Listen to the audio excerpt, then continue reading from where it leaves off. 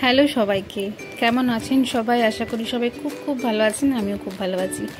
এত লাইটিং দেখে ভাবছেন আমরা কোথায় যাচ্ছি?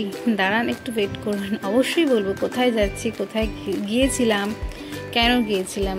তার আগে দেখুন এই ব্লগটিতেই শুরুতে কচি কাঁচাগুলো নিয়ে কি সুন্দর আমি ব্লগটা স্টার্ট করেছি।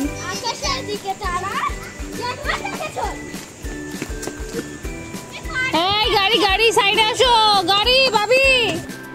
তো চলুন যাওয়া যাক। তো চলে এসেছিলাম আমাদের পাড়াতে একজনের বাড়িতে নিমন্ত্রণ খেতে।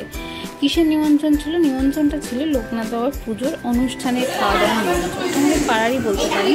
তো দেখুন আমি চলে যাচ্ছি ঘরের ভেতরে, যেখানে লোকনাথ বাবার মূর্তিতে বসানো ছিল। পেছনে আমার বরমশাই আর আমার ছেলে রয়েছে, ওরা ভিডিও করছে আর আমি ভিডিও করে নিচ্ছিলাম। ওরা সামনে এসে নমস্কার করছিল ঠাকুরকে। তো এই বাড়িতেই লোকনাথ বাবার পুজোর অনুষ্ঠান প্রত্যেক বছরই বড় করে করা হয়।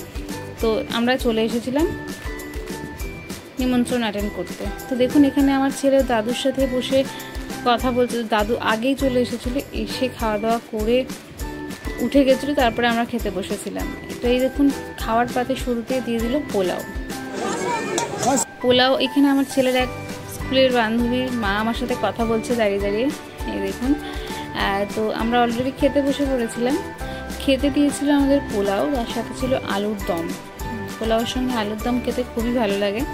তো এই দেখুন পোলাও আমার পাতে আমাকে দেওয়ার আগে ওদের শেষ হয়ে গেছিলো, আবার আনতে গেল। তো আমরা বেশ জমিয়ে খাওয়া দাওয়া করলাম। রাত্রিটা রান্না করতে হয়নি, বেশ ভালোই ছিল। চাটনি, মিষ্টি, পাঁপড় এসব আইটেমে ছিল লাস্টের দিকে। তো খুব ভালো আইটেম, খুব ভালো খাওয়া দাওয়া হয়েছিল। তো আজকের ব্লগটা এই পর্যন্তই রাখলাম। দেখা হচ্ছে নেক্সট কোনো ব্লগে। ব্লগটি ভালো লাগলে অবশ্যই লাইক, কমেন্ট, শেয়ার করবেন, পাশে থাকবেন। Thank you.